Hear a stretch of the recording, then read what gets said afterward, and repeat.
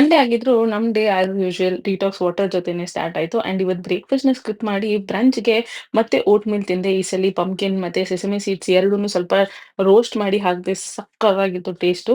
ಅದಾದ್ಮೇಲೆ ಈವ್ನಿಂಗ್ ನಮ್ಮ mummy same green ಟೀನ ಮಾಡ್ಕೊಟ್ರು. ಅದನ್ನ ಕುಡ್ದೆ. ಇವಾಗ ಡಿನ್ನರ್‌ಗೆ ಹೋಗೋಣ. ಇವತ್ತು ಬೇಗ ಡಿನ್ನರ್ ಮಾಡ್ತಿದೀವಿ. ನಾವು ನಿನ್ನೆ ಇವತ್ತು 2 ದಿನ ಅಷ್ಟೇ ಇಷ್ಟು ಬೇಗ ಡಿನ್ನರ್ ಮಾಡ್ತೀವಿ ಅಂದ್ರೆ ಮುಂಚೆ ಈ ಟೈಮ್ಗೆ ಟೀ ಕುಡಿತಾ ಇದ್ವಿ ನಾವು 7 ಗಂಟೆ 7:15ಗೆ. ಇವಾಗ ಆಲ್ರೆಡಿ ಊಟ ಮಾಡ್ತಾ ಇದೀವಿ. ಸೊ ಇವತ್ತಿನ ಊಟದಲ್ಲಿ ಏನೇನು ತಿಂತಾ ಇದ್ದೀನಿ ಅಂತಂದ್ರೆ ಸೌತೆಕಾಯಿ ಫಾರ್ ಫೈಬರ್ ವಿಚ್ ನಾನು ಸ್ವಲ್ಪ ಓಡಾಡ್ತಾನೆ ತಿನ್ಕೊಂಡ್ಬಿಟ್ಟೆ ದೋಸೆ ಆಗೋಷ್ಟರಲ್ಲಿ. ಆ್ಯಂಡ್ ಮೊಟ್ಟೆ ಆಮ್ಲೆಟ್ ಮಾಡಿದ್ದೀನಿ. ಜಾಸ್ತಿ ಎಣ್ಣೆ ಹಾಕಿಲ್ಲ. ನಮ್ಮ ಮಮ್ಮಿ ತೆಂಗಿನಕಾಯಿ ತುಟ್ಟು ಯೂಸ್ ಮಾಡ್ತಾರೆ. ಆ ತುಟ್ಟಲ್ಲಿ ಮಾತ್ರ ಒಂದು ಸ್ವಲ್ಪ ಬ್ರಷ್ ಮಾಡಿ ಮಾಡಿರುವಂಥ ಆಮ್ಲೆಟ್. ಅದಾದಮೇಲೆ ನಮ್ಮ ಮಮ್ಮಿ ದೋಸೆ ಮಾಡಿದ್ದಾರೆ. ಏನು ದೋಸೆ ಮಮ್ಮಿ ಇದು? ಎಲ್ಲ ಕಾಳು ಮಿಕ್ಸು ಎಲ್ಲ ಕಾಳು ಮಿಕ್ಸ್ ಮಾಡಿ ದೋಸೆ ಮಾಡಿದ್ದಾರೆ.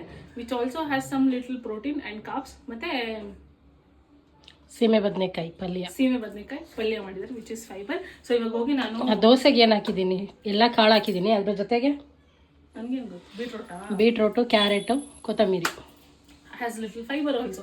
ಸೊ ಇವತ್ತು ಡೇ 10 ಆಗಿರೋದ್ರಿಂದ ಇವತ್ತು ಏನೇನೆಲ್ಲ ಆಗುತ್ತೆ ಅಂತಂದರೆ ವಿಸಿಬಲ್ ಆಗಿ ನನಗೆ ಏನು ವೆಯ್ಟ್ ರೆಡ್ಯೂಸ್ ಆಗಿರೋದು ಕಾಣತ್ತಂತೆ, ಫ್ಯಾಟ್ ಲಾಸ್ ಕಾಣತ್ತಂತೆ. ಆ್ಯಂಡ್ ನನ್ನ ಹೊಟ್ಟೆ ಕೂಡ ಒಂದು ಸ್ವಲ್ಪ ಕಮ್ಮಿ ಆಗಿರುತ್ತಂತೆ. ವಿಸಿಬಲ್ ಇದು. ಇವಾಗ ನೀವು ಈ ರೀಲ್ ನೋಡ್ತಾ ಇದ್ದೀರಾ, ಹಂಗೆ ಹೇಳಿದ್ರೆ ನಾನು ಹಿಂದೆ ಹೋಗ್ತೀನಿ. ಸೊ